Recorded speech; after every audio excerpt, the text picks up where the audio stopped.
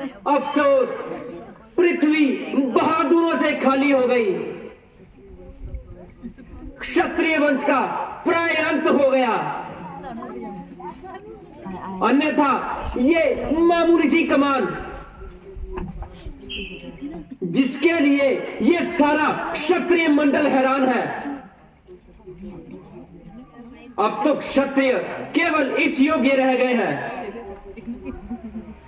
कि इनको किसी नुमाइश में केवल दिखावे के तौर पे दिखाया जाए और अपनी जगह से ना हिलाया जाए। इनसे बहादुरी की आशा रखना बिल्कुल बेसुध है, क्योंकि इन पे बल और वीरता ही नाबुद है। अगर मैं पहले से जानता तो कदापि स्वयंवर का इरादा ना बनाता, मगर अब क्या हो सकता है। जो प्रण कर चुका हूं उसको निभाना पड़ेगा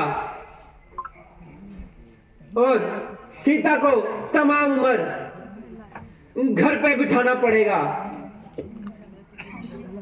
इन कारों के गले मरने से तो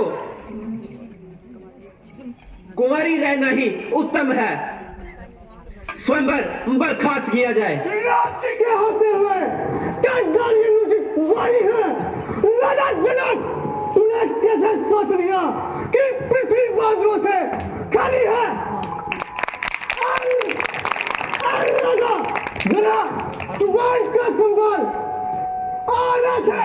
और मुझसे ना निकाल। यूं घर बुलाकर किसी का अपमान करना कहाँ की अकलमंदी है, बल्कि आला दर्जे की नापसंदी है। यदि कुछ राजाओं ने इस धनुष का चिन्ह ना चढ़ाया तो तूने सबका कायल ठहराया। ना सोचते हो ना विचारते हो, जो कुछ दिल में आता है वही मुझे निकालते हो। इस बदतमीजी का मजा काशी वक्त सिखा देता और एक पल में खून की नदी बहा देता, किंतु बड़े भाई की आज्ञा न मिलने से लक्ष्मण मजबूर है।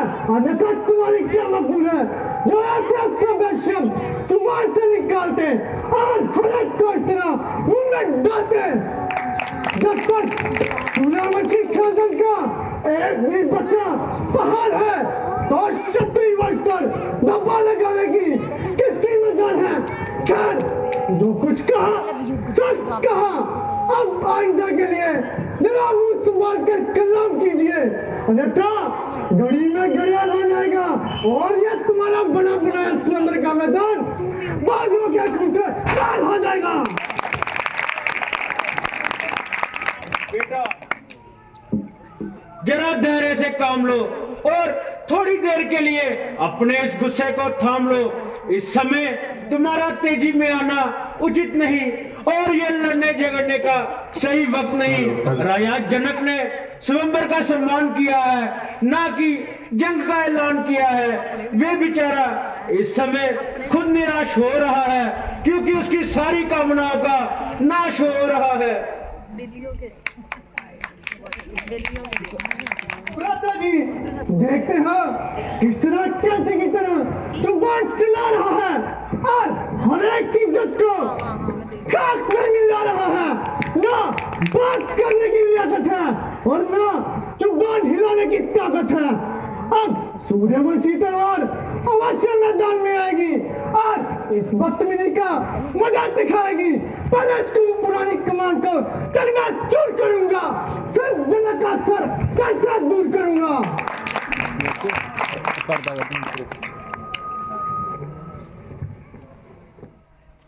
लक्ष्मण, मेरे बहादुर भाई, ये तुम्हारा केवल ख्याल है, अन्यथा तुम्हें कायर कहने की किसकी मजाल है।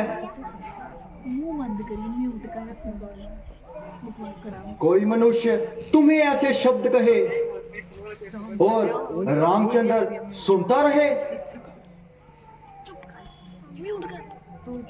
जब तक तुमने इस धनुष को हाथ तक न लगाया तो तुम्हारी बहादुरी में फर्क कैसा आया?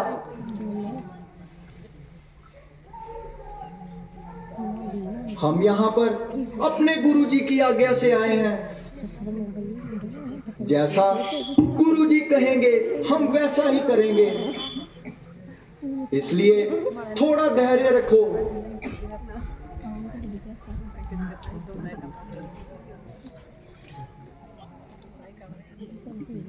रघुकुल भूषण उठो, अब किस बात का इंतजार है? सब तो जोहर लगा चुके, अब तुम्हारा वार है।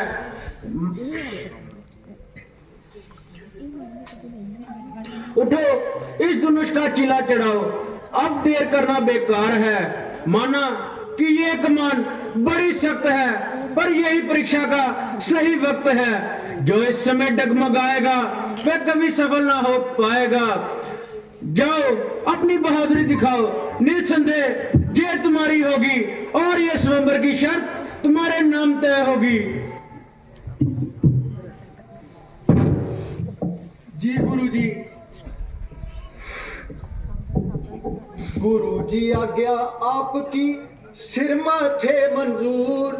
अब तक था मैं चुप खड़ा क्योंकि था मजबूर। लेकर तेरा आसरा चला ये करने का।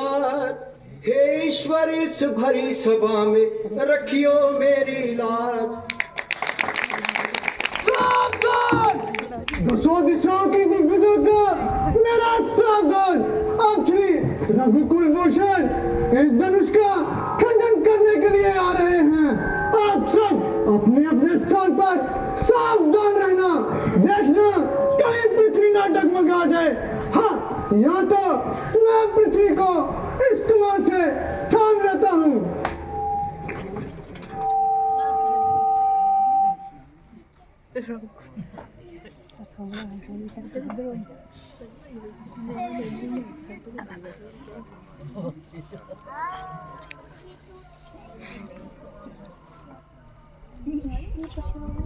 क्या ये वही कमान है जिसके वास्ते सारा क्षत्रिय मंडल हैरान है? देखिए अब आपके सामने इस धनुष का चीला कैसे चढ़ता है।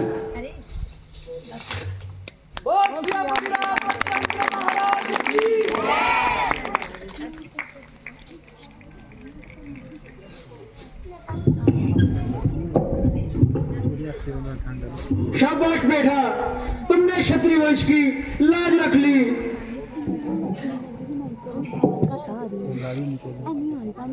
साफ नहीं ना माइक करो पर उन्हें चलना है ना जब क्लैरिटी नहीं आ रही आवाज।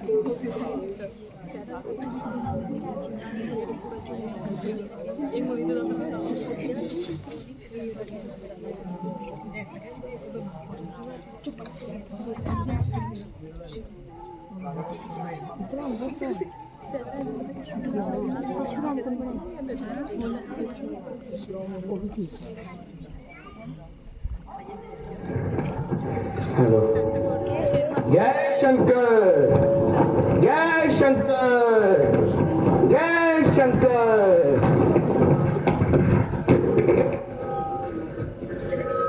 कहो राजा जनक, क्या कारण है? ये भारी भीड़ भाड़ क्यों है? ये अभी शोर सा कैसा था? वीरों में छेड़छाड़ क्यों है? महाराज, मैंने अपनी पुत्री सीता का स्वयंवर रचाया है।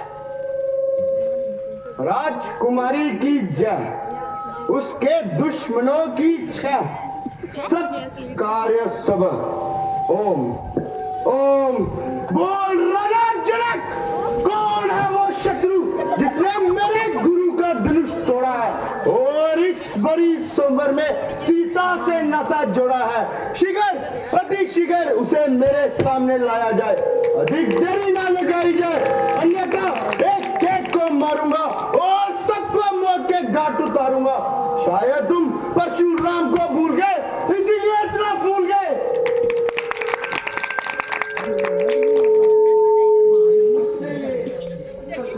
है और इस पौधा धनुष का चकनाचूर हुआ है। क्या तुम्हें मौत की परवाह नहीं थी या फिर जीने की चाह नहीं थी? खतावार हूँ, जो भी सजा दो उसका सजादार हूँ। अच्छा, अभी बताता हूँ और इस सिवागत का मजा चखाता हूँ। जी महाराज, क्यों ज्ञान की नहीं उछल रहे हो? आप बिना बात में आंचल निकल रहे हो। ये कमान बिल्कुल गली सड़ी थी, ना जाने कब से बेकार पड़ी थी, जिसके लिए आप इतना तिरमिला रहे हो और कैसे की तरह जुबान चला रहे हो। कभी पत्थर सुनवाते हो तो कभी आंखें निकालते हो। अगर कुछ मतलब है तो बता दीजिए, वरना चुपके से अपनी राह लीजिए।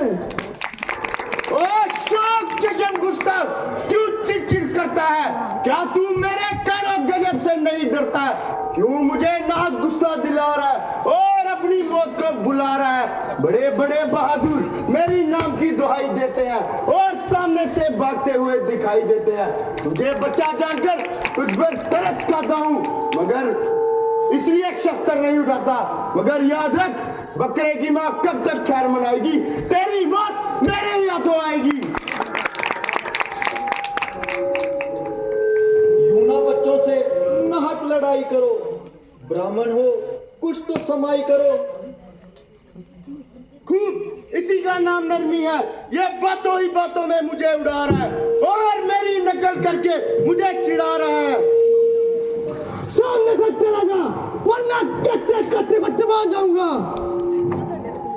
तुम इसको मेरी आंखों से दूर कर दो, वरना बुरी दुर्गत बनाऊंगा।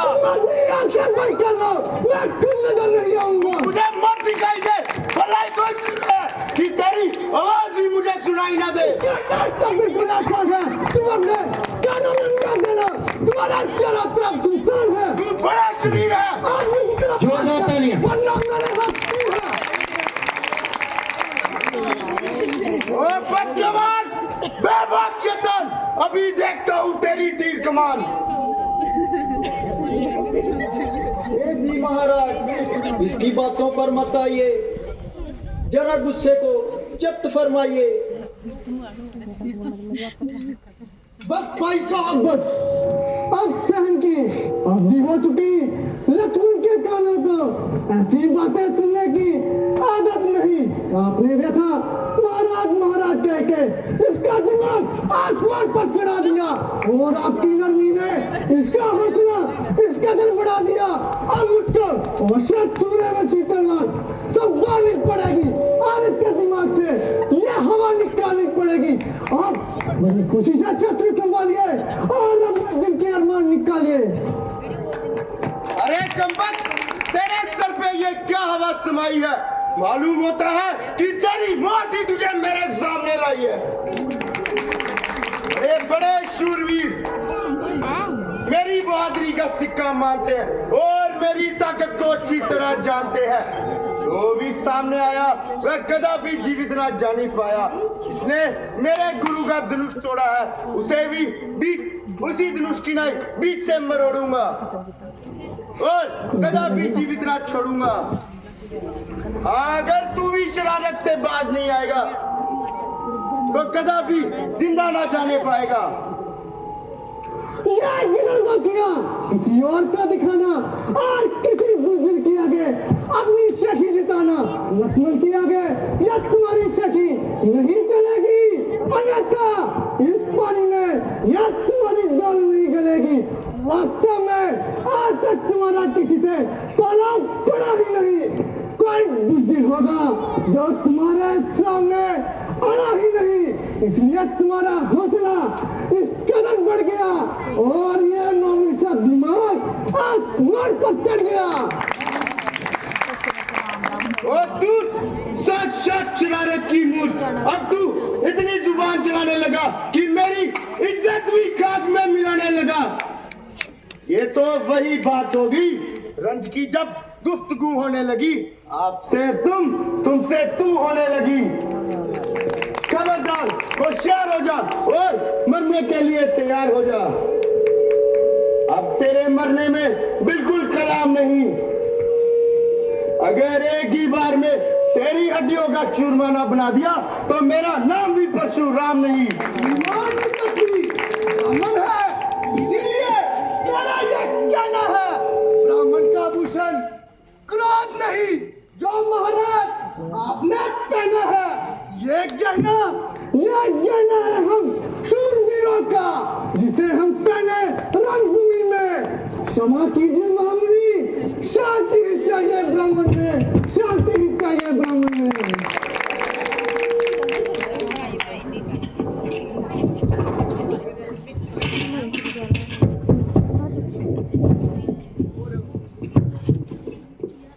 मुनि जी, जब आपको इसके कसूरवार होने से खुद इनकार है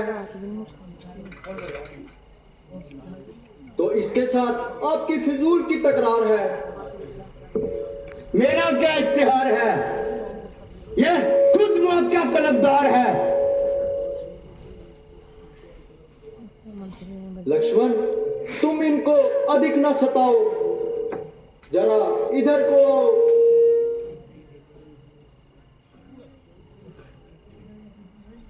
जरा गुस्से को थाम लीजिए और मेरे साथ कलाम कीजिए। पहले इसको मेरी आंखों से दूर कर दो। इसका इलाज तो महाराज मैं आपको पहले ही बता चुका। देखो, यह फिर बोलता है और नाक रस में विष घोलता है।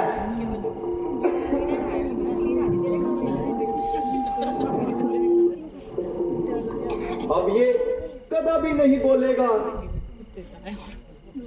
कहिए, क्या आज्ञा है? क्या वास्तव में यह तुम्हारा ही कसूर है?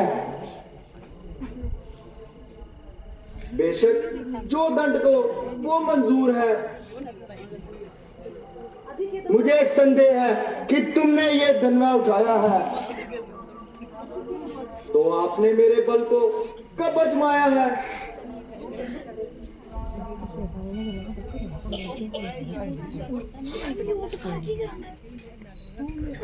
लीजिए, इसका पान कीजिए।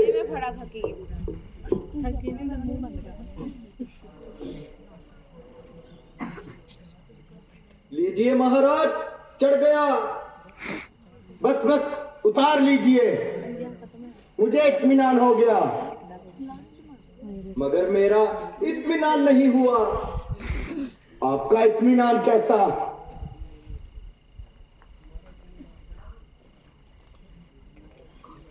हमारा इत्मीनान ऐसा कि मेरा तीर जब कभी कमान पर चढ़ जाता है तो बिना किसी की जान लिए ये वापस नहीं आता है। तो अब ये फिर किसकी जान लेगा? आपकी महाराज, और किसकी? ना महाराज ना, ऐसा मत करना, मैं मर जाऊंगा। ये तीर तो आपको सहना ही पड़ेगा, मगर घबराइए मत, दूसरा कभी भी नहीं चलाऊंगा। मगर दूसरे की तो नौबत ही नहीं आएगी। क्या एक ही तीर में जान निकल जाएगी? जान निकलने की तो खूब कही, आधी जान तो मेरे में वैसे नहीं रही। बस मित्र जी, हो चुके, जरा अपना पर्चा तो उठाओ और अपनी वीरता के कुछ जोहर तो दिखाओ। लक्ष्मण जी, मुझे किसी तरह क्षमा दिलाओ। मुझसे क्या कहते हो? मैं तो तुम्हारी नजरों से दूर हूँ और किसी तरह की सिफारिश करने से मजबूर हूँ। भ्राता जी से आपकी बात है और मामला उनके हाथ है। मेरा जो बोलना है, पहना ग्रस में विष बोलना है, इसलिए मेरा बोलना बिल्कुल हमारे हाथ है। मैं आपका भिखारी हूँ, मुझे जीवन दान दीजिए।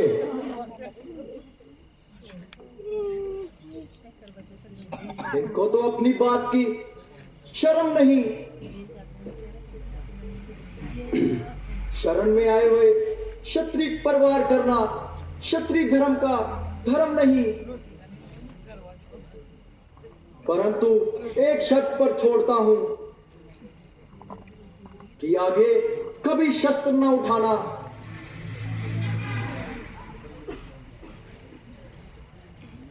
और कभी क्षत्रिय के मुकाबले पर ना आना।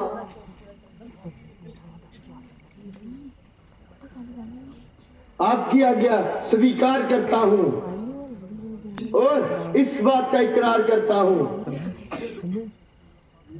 कि आगे से कभी किसी क्षत्रिय पर हाथ नहीं उठाऊंगा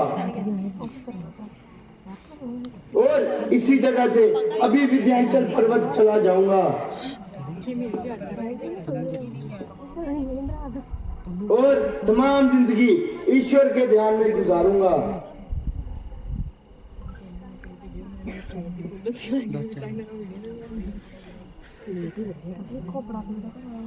अच्छा जाइए, कृपा निधान। मित्र जी, ऐसी भी क्या जल्दी है? भोजन तो करके जाना, कभी कभी हमारा भोजन भी खा लिया करो।